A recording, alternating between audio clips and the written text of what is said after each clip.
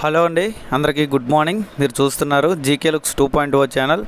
Present చాలామంది ఎక్కువగా అడుగుతున్న 3 ప్రశ్నలు ఉన్నాయండి. అంటే ఆన్ ప్యాసివ్కి సంబంధించి, విక్టరీ థాట్కి సంబంధించిన ప్రశ్నలు ఉన్నాయి. చాలామందికి ఇయే డౌట్స్ ఎక్కువ ఉన్నాయి. పర్సనల్గా నేను కలిసినప్పుడు కానీ, లేకపోతే మనకి కామెంట్ సెక్షన్లో కూడా ఎక్కువ ఇయే అడుగుతున్నారు అనమాట. కాబట్టి వీటికి క్లారిటీ ఇద్దాం అనుకుంటున్నాను. మొదటి క్వశ్చన్ వచ్చేసి, విక్టరీ థాట్స్లో కేవైసీ అవ్వని వాళ్ళకి ఆన్ ప్యాసివ్ ఫౌండర్ మెంబర్షిప్ పోతుందా? అంటే విక్టరీ థాట్స్లోకి వెళ్ళి కేవైసీ అవ్వని వాళ్ళకి ఆన్ ప్యాసివ్లో మెంబర్షిప్ పోతుందా అనే డౌట్ ఒకటి వస్తుంది. రెండోది వచ్చేసి, ఆన్ ప్యాసివ్లో ఉన్న ప్రతి ఒక్కరు కూడా విక్టరీ థాట్స్లోకి రావాల్సిందేనా అనే డౌట్ కూడా చాలామందికి ఉంది. అలాగే అసలు ఆన్ ప్యాసివ్కి విక్టరీ థాట్స్కి ఏమైనా సంబంధం ఉందా అంటే చాలామంది మిస్ అయ్యారు కాబట్టి మళ్ళీ ఇంకోసారి చెప్తున్నానండి. వీడియో స్కిప్ చేయకుండా చూడండి. వీడియోలోకి వెళ్ళే ముందు ఎప్పటిలాగా లైక్ చేయండి, ఇన్ఫర్మేటివ్ కనిపిస్తే తప్పకుండా షేర్ చేయండి. అలాగే మన ఛానల్ చూస్తూ కూడా ఇంకా సబ్స్క్రైబ్ చేసుకోకపోతే సబ్స్క్రైబ్ చేసుకొని సపోర్ట్ చేయండి. ఎందుకంటే చాలామంది చాలా రకాల పుకార్లు అల్లుతున్నారు కాబట్టి ఇలాంటప్పుడు ఇలాంటి విషయాలు చెప్తే మీకు క్లారిటీ ఉంటుందని చెప్తారు అనమాట. మొదటగా వచ్చేసి ఇక్కడ లాస్ట్ పాపప్స్ వచ్చేసి మనకు విక్టరీ థాట్స్లో డిసెంబర్ 17 వచ్చింది. ఓఈఎస్లో వచ్చేసి ఇక్కడ చూశారు కదా, డిసెంబర్ 22లో వచ్చిందన్నమాట. దాదాపు ప్రతిదీ కూడా 2 నెలలు దాటింది. ఇప్పుడైతే పాపప్స్ లేవు. రీసెంట్గా మనకి అప్డేట్ అని చెప్పారు, కానీ దాని తర్వాత 5 రోజులు బట్టి ఎటువంటి పాపప్ రాలా. ఓకే, ఇక్కడ వరకు క్లియర్. ఇంకా నెక్స్ట్, విక్టరీ థాట్స్లో కేవైసీ అవ్వని వాళ్ళకి ఆన్ ప్యాసివ్లో మెంబర్షిప్ అవుతుందా అనేది ముందు మాట్లాడుకుందాం.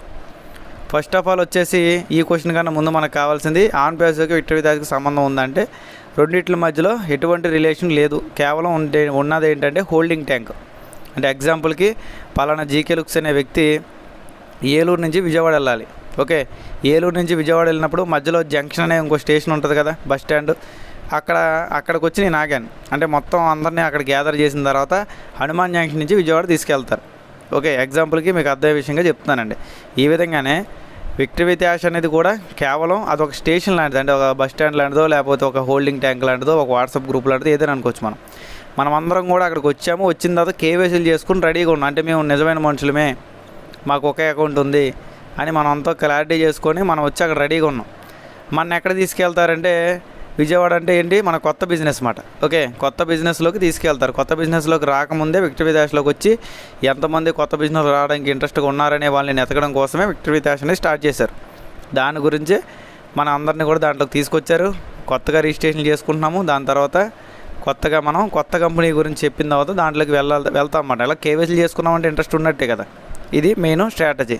ఇంకో విషయం గమనించాల్సింది ఏంటంటే, చాలామంది అడిగే మరొక డౌట్ ఏంటంటే, ఆన్ ప్యాసివ్లో ఉన్న మెయిల్స్ ద్వారా మేము కేవైసీ చేస్తున్నప్పుడు కేవైసీ అవ్వలేదండి, ఇప్పుడేమో మేము ఓపెన్ చేస్తుంటే ఎర్రర్స్ వస్తున్నాయి, ఆల్రెడీ ఎగ్జిస్టింగ్ అని వస్తుందని చెప్పి చాలామంది అడుగుతున్నారు అనమాట. అంటే ఆన్ ప్యాసివ్లో మెయిల్స్ ద్వారా మీరు రిజిస్ట్రేషన్ చేసుకున్నారు విక్టరీ థాట్స్లో, కానీ కేవైసీలు చేసినప్పుడు అవ్వకపోవడం వల్ల 45 రోజుల పీరియడ్ 30 రోజుల పీరియడ్ అయిన తర్వాత వాళ్ళు మళ్ళీ ఓపెన్ చేద్దామన్నా సరే ఓపెన్ అవుతుంది వీడబ్ల్యూఏ. ఎందుకు ఓపెన్ అవ్వట్లేదంటే ఆల్రెడీ మీరు ఇది వాడేశారు, లేకపోతే ఇది లేదు, ఎర్రర్ అని చెప్పి వస్తుంది. మరి అలాంటప్పుడు వేరే పొజిషన్లో ఏం చేయాలంటే, ఆన్ ప్యాసివ్కి సంబంధం లేని ఏ జీమెయిల్తో అయినా సరే మీరు ఒకవేళ ఇంట్రెస్ట్ ఉండి విక్టరీ థాట్స్లోకి రావాలంటే రిజిస్ట్రేషన్ చేసుకోవచ్చు. ఇది నేను చాలాసార్లు చెప్పాను. ఇంకా కొంతమందికి ఈ డౌట్ కూడా ఉంది కాబట్టి చెప్తున్నా. ఆన్ ప్యాసివ్కి సంబంధం లేని వ్యక్తులు కూడా ఇందులోకి వచ్చి కావాలంటే జాయిన్ అవ్వచ్చు. ఆన్ ప్యాసివ్కి సంబంధం ఉన్న వ్యక్తులే రావాలని రూల్ లేదు. ఓకే, అది కూడా వాళ్ళకి ఇంట్రెస్ట్ ఉంటేనే, ఎవరిని కూడా ఫోర్స్ చేసి తీసుకురావద్దు. ఎందుకంటే ముందు మనకేం జరుగుతుందో మనకే క్లారిటీ లేనప్పుడు మనం ఇంకోళ్ళని ఎలా చెప్తాం. ఓకేనండి, ఇది కూడా క్లియర్ అనుకుంటున్నా. కాబట్టి ఆన్ ప్యాసివ్ జీమెయిల్ ఐడితోనే చేయాలని కానీ, ఆన్ ప్యాసివ్ మెంబర్సే ఇందులో రిజిస్ట్రేషన్ అవ్వాలని కానీ 2 రూల్స్ కూడా లేవు. ఓకే, ఇంకా అన్నిటికన్నా ముఖ్యమైనది, కేవైసీ అవ్వని వాళ్ళకి ఆన్ ప్యాసివ్లో ఐడి పోతుందా అంటే, ఆన్ ప్యాసివ్లో ఉన్న మన ఫౌండర్ మెంబర్షిప్ ఐడి పోతుందంటే అలాంటిది ఉండదండి. ఎందుకంటే కొన్నిసార్లు మనం ఆన్ ప్యాసివ్ మెయిల్ ఇచ్చినప్పుడు అది పని అవ్వకపోతే కొత్త మెయిల్తో మనం రిజిస్ట్రేషన్ చేసుకుంటున్నాం. కాబట్టి దానికి దీనికి ఎటువంటి లింకు లేదు. పోనీ ఆన్ ప్యాసివ్ మెయిల్తో మీరు రిజిస్ట్రేషన్ చేసుకున్నా సరే, దీంట్లో ఆన్ ప్యాసివ్కి దీనికి విక్టరీ థాట్స్కి లింక్ లేదని చెప్పి యాష్ గారే మనకి 2-3 సార్లు చెప్పారన్నమాట. కేవలం ఏంటంటే ఒక కొత్త కంపెనీలోకి తీసుకెళ్ళడానికి ముందుగా ఎంతమంది రెడీగా ఉన్నారు, వాళ్ళు ఎంతమంది కేవైసీలు కూడా చేసుకుని రెడీగా ఉన్నారని చెప్పుకోవడం కోసమే ఈ వీడబ్ల్యూఏని తీసుకొచ్చారు. దీంట్లో కేవలం ట్రైనింగ్ మాత్రమే ఉంటుంది. ఓకే, అంతకుమించి వీడబ్ల్యూఏ ద్వారా మనం డబ్బులు తీసుకోవడం అనేది జరగదు. మరి ఆన్ ప్యాసివ్లో మన పాత అమౌంట్లు కానివ్వండి, మన విత్డ్రాలు కానివ్వండి, ఇవన్నీ కూడా ఏంటి పరిస్థితి అని అడిగితే దాని గురించి అయితే ఎటువంటి అఫీషియల్ ఇన్ఫర్మేషన్ యాష్ గారు అయితే రీసెంట్గా చెప్పలే. స్టార్ట్ చేశారు కానీ పూర్తిగా దాని గురించి చెప్పలే. ఇక్కడ మీకు లాస్ట్ పాపప్ ఇదే కదా, డిసెంబర్ 22లో వచ్చింది. మీకు ఇక దాగి ఉండదు, మొత్తం మీకు చెప్పేస్తా, తెర వెనక ఉన్నది ముందుకు తీసుకొస్తా అని చెప్పాడు ఆయన. మళ్ళీ రీసెంట్గా దిలాన్ గారు చెప్పిన ఇన్ఫర్మేషన్ ప్రకారం ఏంటంటే, ఆన్ ప్యాసివ్ ఓఈఎస్లో ప్రజెంట్ పాపప్స్ కూడా కొంతకాలం రాకపోవచ్చు అని కూడా ఆయనే చెప్పాడంట. అంటే ప్రాబ్లమ్స్ ఉన్నాయి కాబట్టి ఆ ప్రాబ్లమ్స్ క్లియర్ అయిన తర్వాతే దాని గురించి క్లారిటీ ఇస్తాము. అప్పుడు దాకా అది పక్కన పెట్టిన బండి అది ముందుకు వెళ్ళదని కూడా ఆయనే చెప్పాడంట. ఓకే, చూసారు కదా, ఈ రకమైన పరిస్థితులు అయితే ప్రజెంట్ ఉంది. కానీ ఈ టైంలో మన వాళ్ళు ఒక హడావడి చేస్తూనే ఉన్నారండి. తప్పులేదు, ఇప్పుడు ఎడ్యుకేట్ చేయడం అనేది మంచిదే. మన గ్రూప్లో ఎంతమంది జాయిన్ అయ్యారో వాళ్ళందరికీ సబ్జెక్ట్ చెప్పాలి. అలాగని చెప్పి లేని సబ్జెక్ట్ని చెప్పడం కరెక్ట్ కాదు. ఇప్పుడు నాకే గ్రూపులు ఉన్నాయండి, వాట్సాప్ గ్రూపులు. నాకు 4 years బట్టి గ్రూపులు ఉన్నాయి. కానీ నేను ఏ గ్రూపుల్లో కూడా పదే పోస్టులు పెట్టడము, ఏ వాయిస్ రికార్డులు పెట్టడం, హడావిడి చేయడం మ్యాక్సిమం చేయను. ఏ గ్రూపుకి తగ్గ ఆ గ్రూపే సంబంధించింది ఉంటుంది. మ్యాక్సిమం కూడా అదే పెడతాను. ఒకవేళ ఏదైనా చేస్తే యూట్యూబ్ వీడియో కానీ అలాంటివి ఏమైనా పెడతాను. అంతేగాని పర్టికులర్గా రోజుకి 10 పోస్టులు పెట్టేసి టైపింగ్లు చేసేసి మనం అదైపోతాం, మనం ఇదైపోతాం ఇలా చెప్పి హడావిడి చేస్తే మన మైండ్ సెట్ కొద్దిగా ప్రాబ్లం గురయ్యే అవకాశం ఉంటుంది. మైండ్ ఎప్పుడైతే స్టేబుల్ తప్పుద్దో మనం వద్దనుకున్న అప్పులు చేయాలనిపిస్తే, ఎందుకంటే కంపెనీ రేపో మాపో వచ్చేస్తా అంటున్నారు, అప్పు చేస్తే తప్పే ఉంది, మనం పని చేయాల్సిన అవసరం ఉందన్న మైండ్ సెట్లో మనం వెళ్ళిపోతాం, అప్పులు చేస్తాం. అప్పులు పాలైన తర్వాత ఎవరు వచ్చి ఏ ఫౌండర్ కూడా ఏ లీడర్ కూడా వచ్చి మనకి ₹1 కూడా సాయం చేయలేని పరిస్థితి అవుతుంది. దానివల్ల మనమే ఇబ్బందుల పాలవుతాం. ఓకే, కాబట్టి మీరు ఎక్కువ టెన్షన్ పెట్టుకోమాకండి. నెక్స్ట్ వచ్చేది ఆన్ బేస్ ప్రజెంట్ అయితే హోల్డింగ్లో ఉంది. అది రన్నింగ్ అవ్వాలంటే అది ఎంత టైం పడుతుంది అనేది ఒక క్లారిటీ అనేది లేదు. నెక్స్ట్ వచ్చేది వీడబ్ల్యూఏ కూడా మెయిన్ బిజినెస్ కాదు. ఇది కూడా జస్ట్ ఒక వాట్సాప్ గ్రూప్ లాగో టెలిగ్రామ్ గ్రూప్ లాగో మనం వెరిఫై అయ్యి మనం దాంట్లోకి వెళ్తున్నాం అంతే. కేవైసీలు చేసుకుని రెడీగా ఉంటున్నాం. ఏ మెయిల్తో అయినా చేసుకోవచ్చు, ఆన్ బేస్కి సంబంధం లేని వాళ్ళైనా చేసుకోవచ్చు విక్టరీ డాష్లో. ఇది నేను స్టార్టింగే 60 లింకులు వచ్చిన వ్యక్తిలో నాకు ఎవరైతే లింక్ ఇచ్చారో నేను ఆ రోజే నేను ఆన్ బేస్ మెయిల్ కాకుండా కొత్త మెయిల్తో రిజిస్ట్రేషన్ చేసుకున్నాను. ఇది కూడా మీకు చాలాసార్లు చెప్పా. ఫస్ట్ ప్రయత్నం నేను చేసి ప్రయోగం చేసిన తర్వాతే మీకు చెప్పా. ఓకే, మరి ఆన్ బేస్లో నాకు ఏమి లేవంటే ఆన్ బేస్లో నేను విత్డ్రా పెట్టాను. దాదాపు 2 సంవత్సరాలన్నర దాటిపోయింది. ఇంకా నాకు ఎటువంటి అమౌంట్ కూడా ఆన్ బేస్ నుంచి ₹1 కూడా రాలేదన్నమాట. ఓకే, ఇదంతా కూడా మీరు గమనించి మైండ్లో పెట్టుకొని అయితే ఉంటే బెటర్ అని నేనైతే అనుకుంటున్నాను. చాలామంది చాలా రకాల అడవులు చేస్తున్నారు, కానీ దానివల్ల మనకు ఎటువంటి ఉపయోగం లేదు.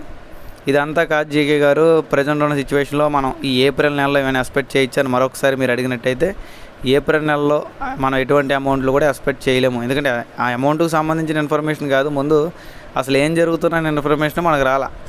ఓకే, మనకి ఏం జరుగుతుందో అనే ఇన్ఫర్మేషన్ రాకుండా అమౌంట్కి సంబంధించిన ఇన్ఫర్మేషన్ రావడం అనేది అసాధ్యం. ఇంకా కొంతమంది చెప్పచ్చు నెల్లూరులో పడింది, హైదరాబాద్లో పడింది, అక్కడ పడింది, ఇక్కడ పడింది అమౌంట్లు, కొంతమందికి షో అయ్యాయి, కొంతమందికి వర్షాలు పడినాయి అని భలే చెప్తున్నారండి. ఇన్నిసార్లు నేను అడిగాను, ఒక్కరు కూడా నాకు స్క్రీన్ షాట్ పెట్టాల. నా నెంబర్ లేక కాదు కదా. ఓకే, నా నెంబర్ లేక కాదు, నేను తెలియక కాదు. ఎందుకంటే అది రియల్ కాదని వాళ్ళకి తెలుసు.